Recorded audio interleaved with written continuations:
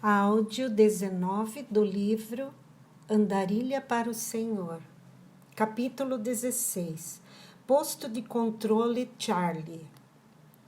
Porque o Filho do Homem veio buscar e salvar o que se havia perdido. Lucas 19:10.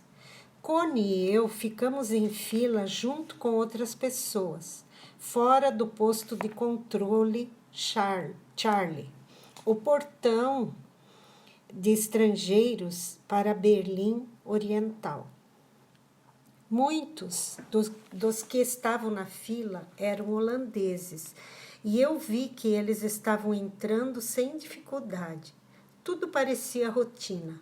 Dar o passaporte para o guarda, esperar em fila e receber seu passaporte de volta, com um carimbo que permitia a você passar um dia em Berlim Oriental. Eu esperava que fosse assim fácil para nós, quando chegasse a nossa vez de sermos inspecionadas. Finalmente estávamos em frente ao guichê. O guarda olhou para nossos passaportes.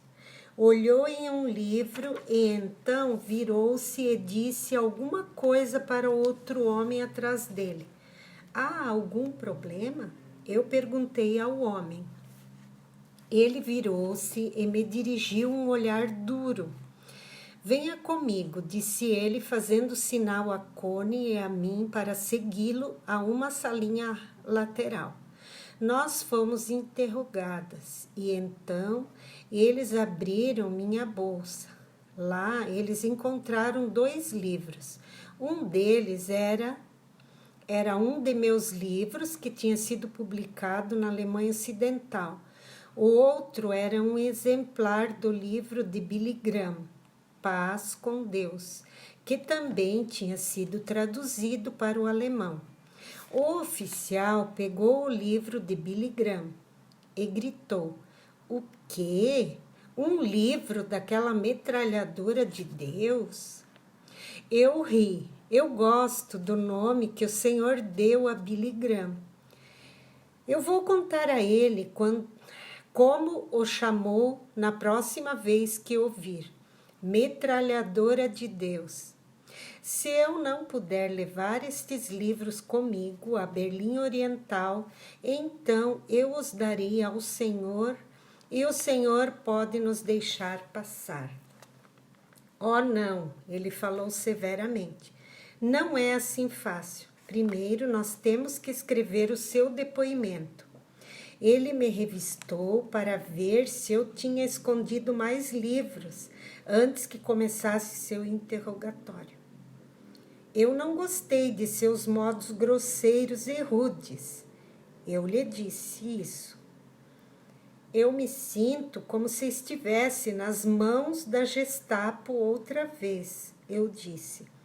Não, ele disse embaraçado, eu não sou nenhuma Gestapo. O senhor com certeza tem as mesmas maneiras, eu falei.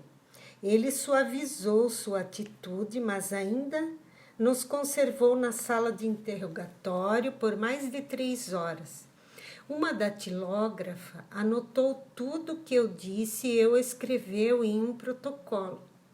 Eu soube que meu nome está na lista negra da Alemanha Oriental, sendo esta a razão por que eu estava sendo interrogada tão completamente. Entretanto, eu estava mais aborrecida porque eu tinha só algumas horas para visitar os cristãos em Berlim Oriental e nosso tempo estava sendo desperdiçado aqui na estação de guarda. Senhor, eu reclamei silenciosamente. Por que tu estás nos conservando aqui quando nós precisamos tratar de nossos assuntos em Berlim Oriental? Então, entrou vagarosamente em minha teimosa mentalidade holandesa que Deus nos mantinha no escritório da guarda com uma finalidade.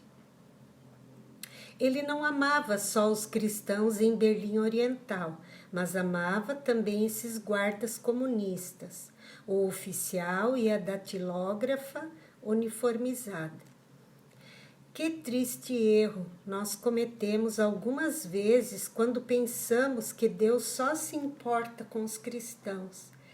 Ele não ama um grupo mais do que o outro.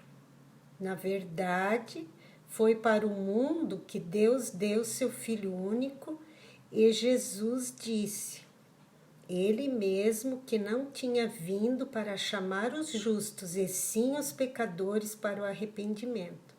Ver Mateus 9:13. Eu me lembrei das palavras de Jesus quando ele disse, vós sereis conduzidos à presença de reis e governadores por causa de mim. Este será um tempo, uma oportunidade para dar-lhes testemunho. Não vos dê cuidado o que havereis de falar. Mateus 10, 18 e 19. Subitamente a minha atitude para com o oficial mudou. Em vez de um inimigo, eu ouvia como um daqueles por quem Cristo morrera. Agora eu respondia a cada pergunta testemunhando minha fé em Jesus. Tornou-se quase uma espécie de jogo. Eu perguntei ao oficial, o senhor já leu a Bíblia alguma vez? Não, eu sou um marxista, ele disse com teimosia. A Bíblia foi escrita especialmente para os marxistas, eu falei. Ela diz que Deus amou tanto os marxistas que ele deu seu Filho único para que os marxistas que acreditam nele não pereçam, mas tenham a vida eterna. Ambos, o guarda e a datilógrafa, estavam ouvindo com rostos sérios. Eu fui adiante e falei sobre os dois problemas da raça humana, pecado e morte, e declarei que a Bíblia nos dá a resposta para esses problemas, falando-nos sobre Jesus. Por que não ficam com estes livros e os leem? Eu disse. Eu terei prazer de autografar o meu livro para vocês e o livro de Billy Graham responderá a muitas de suas perguntas. Eu preciso lê-lo? Falou o guarda. Não lhe faria mal algum, eu disse rindo. O oficial riu também, mas então, caindo em si, tornou-se muito sério e formal outra vez. Vejo, Fraulein, que está levando chocolates com a senhora. Qual é a razão? Estou levando para os filhos do pastor em Berlim Oriental. O senhor não leva chocolates quando vai visitar uma família com crianças? Não, eu levo flores, ele disse com seriedade. Flores são boas para os pais, mas as crianças preferem chocolate. Além disso, eu muitas vezes prego sobre chocolate. Que gente louca nós temos hoje aqui, falou o guarda. A senhora leva livros escritos pelo homem que fala como uma metralhadora e depois me diz que prega a respeito de chocolate. Diga-me, que tipo de sermão tira de uma barra de chocolate, senhora? Muitos anos atrás eu respondi. Eu falei a um grupo de alemães que se orgulhavam de ser intelectuais. Eles não me recebiam porque eles achavam que eram mais profundos em suas teologias do que eu. Então, na minha última visita com eles, eu lhes trouxe algum chocolate holandês. Como o chocolate era muito raro depois da guerra, eles aceitaram avidamente meu presente. Mais tarde, quando me levantei para falar-lhes, eu lhes disse, ninguém falou nada a respeito do chocolate. Eles reclamaram dizendo que todos o tinham agradecido. Eu não queria dizer isso, eu falei. Eu quero dizer é que ninguém me perguntou se foi feito na Holanda ou na Alemanha, que quantidades continha de cacau, açúcar, leite ou vitaminas. Em vez de o analisarem, apenas o comeram. Então eu peguei minha Bíblia e disse: é o mesmo com este livro. Se você tenta analisá-lo como um livro científico ou mesmo um livro de teologia, você não poderá ser alimentado por ele. Como o chocolate, ele é para ser comido e apreciado, não desmontado pedaço por pedaço. Eu parei de falar e notei uma vez mais que o oficial e a datilógrafa estavam profundamente interessados no que eu estava dizendo. Então o guarda endireitou-se, limpou a garganta e disse à datilógrafa: por favor, escreva o protocolo de Fraulein ten Boom e nós a deixaremos passar. Com isso, ele se levantou e saiu da sala sem olhar para trás. Sentei-me quietamente enquanto a datilógrafa terminava de bater o relatório. Momentos depois, o oficial estava de volta. Ele tirou o papel da máquina e leu em voz alta. Enquanto estava na prisão, Corrie ten Boom recebeu de Deus a missão de levar o evangelho por todo o mundo. Sua igreja lhe ensinou a trazer chocolate quando visita famílias com crianças. O oficial acenou com a cabeça e pediu licença, dizendo que tinha que lê-lo para seu oficial superior antes que pudesse ser aprovada para entrar em Berlim Oriental. Enquanto ele estava fora, eu falei com a datilógrafa, insistindo com ela para que aceitasse Jesus como seu Senhor.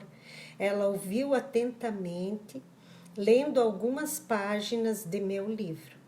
Entretanto, quando o oficial voltou, ela se endireitou e voltou à sua máquina.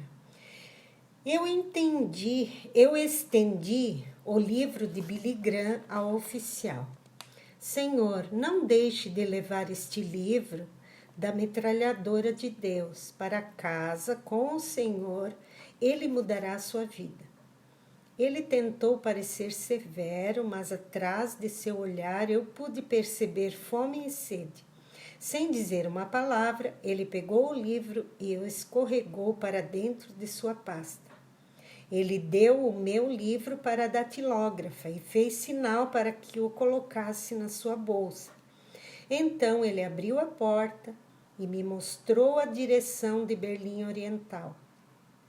Sinto tê-la retida por tanto tempo, Fraulein, ele disse, mas o que nós fizemos aqui é ainda mais importante que a sua visita a seus amigos. Eu apertei sua mão e Connie e eu entramos na cidade comunista, imaginando se o oficial tinha na realidade recebido a verdade de sua última afirmativa.